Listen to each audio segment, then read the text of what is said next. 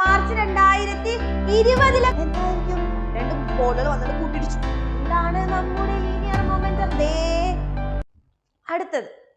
അപ്പൊ നമ്മളിപ്പോ എന്തായിരുന്നു സെക്കൻഡ് ലോയിൽ പഠിച്ചത്? മിസ്സിന് അനുഭവം ഉണ്ടോ? മിസ്സിന് അനുഭവം ഇല്ല കേട്ടോ, മിസ്സിന് അനുഭവം ഇല്ല.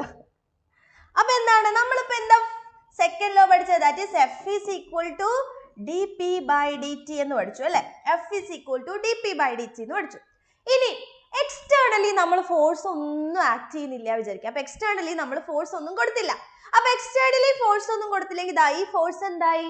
പൂജ്യമായി അല്ലെ? പൂജ്യം അല്ലെ? That is F is equal to 0 അല്ലെ? 0 is equal to dp by dt അല്ലെ?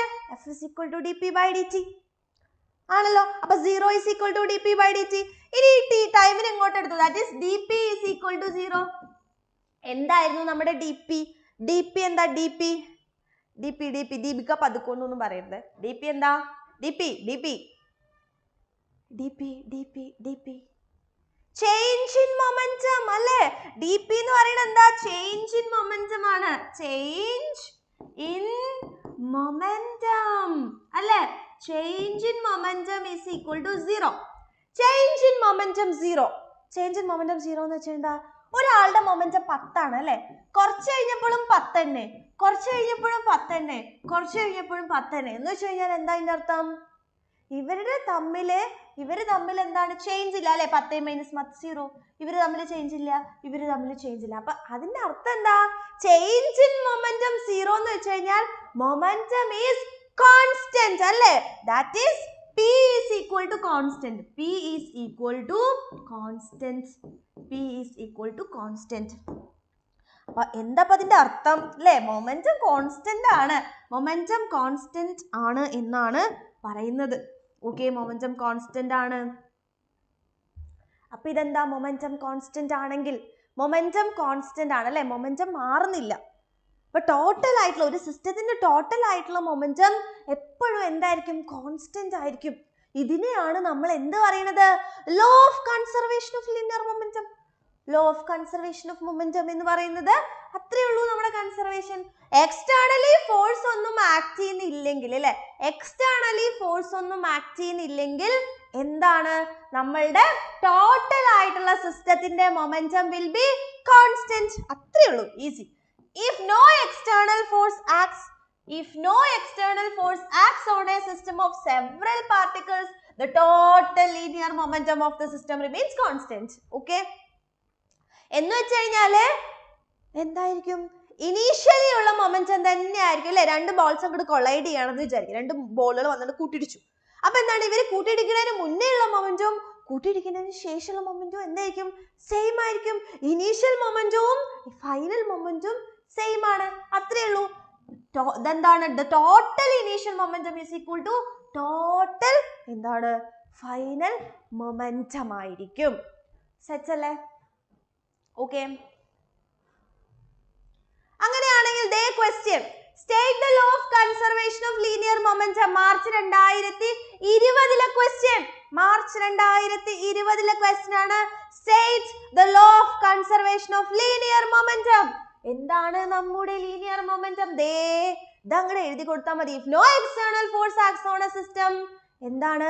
The total linear momentum of the system remains constant. Okay? അപ്പോ initial momentum is equal to total final moment. അത്ര എഴുതി കഴിഞ്ഞാൽ നമുക്ക് കൺസർവേഷൻ ഓഫ് മൊമെന്റം ആയി. Okay, അപ്പൊ ഇതിന്റെ ആൻസർ അതാണ് എഴുതേണ്ടത്. ഓക്കെ, അപ്പൊ അടുത്ത question. A motorcycle and a bus are moving with same momentum. രണ്ടുപേരുടെയും മോട്ടോർ സൈക്കിളിന്റെയും ബസിന്റെയും മൊമെന്റം സെയിം ആണ്. ഓക്കെ, അപ്പൊ അതെ മോട്ടോർ സൈക്കിളിന് നമുക്ക് M എന്ന് ഇടാം. Okay, motor cycle M, motor cycle. അപ്പൊ ബസ് എന്തായിരിക്കും? B ആണ് അല്ലെ? അപ്പൊ രണ്ടിന്റെയും മൊമെന്റം സെയിം ആന്ന് വെച്ചാൽ എന്താ? Momentum of motorcycle is equal to momentum of bus അല്ലെ? മൊമെന്റം ഓഫ് മോട്ടോർ സൈക്കിളും മൊമെന്റം ഓഫ് ബസ്സും ഈക്വൽ ആണ്. അങ്ങനെയാണെങ്കിൽ ആർക്കാണ് കൈനറ്റിക് എനർജി കൂടുതൽ എന്നാ ചോദിച്ചല്ലേ? കൈനറ്റിക് എനർജി ആർക്കാണ് കൂടുതൽ എന്നാണ് ചോദിച്ചത്. പക്ഷെ നമുക്ക് ആരേ തന്നിട്ടുള്ളൂ? നമുക്ക് ബൈക്കാണ് ആൻസർ, ബൈക്കാണ് ആൻസർ. പക്ഷെ എങ്ങനെ ആൻസർ കിട്ടി നമുക്കറിയാം അല്ലേ? അപ്പൊ നമുക്ക് കൈനറ്റിക് എനർജിന്റെ ഇക്വേഷൻ അറിയാം. എന്താ നമ്മുടെ കൈനറ്റിക് എനർജിന്റെ ഇക്വേഷൻ? കൈനറ്റിക് എനർജിന്റെ ഇക്വേഷൻ വെരി ഗുഡ്, ബൈക്ക് തന്നെയാണ് നമ്മുടെ, മോട്ടോർ സൈക്കിൾ തന്നെയാണ് നമ്മുടെ ആൻസർ.